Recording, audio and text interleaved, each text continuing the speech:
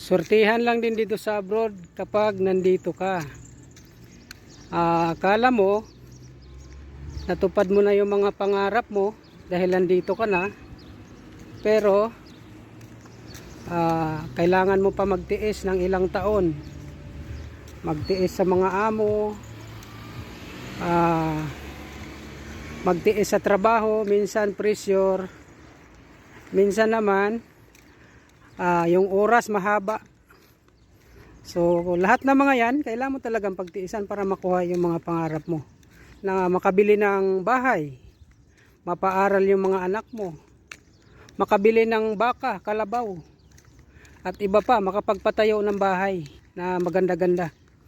Lahat naman ng yan ay para sa kinabukasan ng mga anak mo, pamilya mo. Kaya lang magtiis ka dito ng 2 taon na kontrata.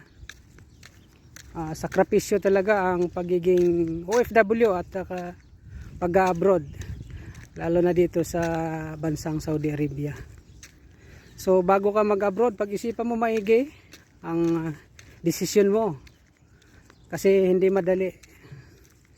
Pero bakit naman kinaya ng iba, ikaw pa di mo kaya?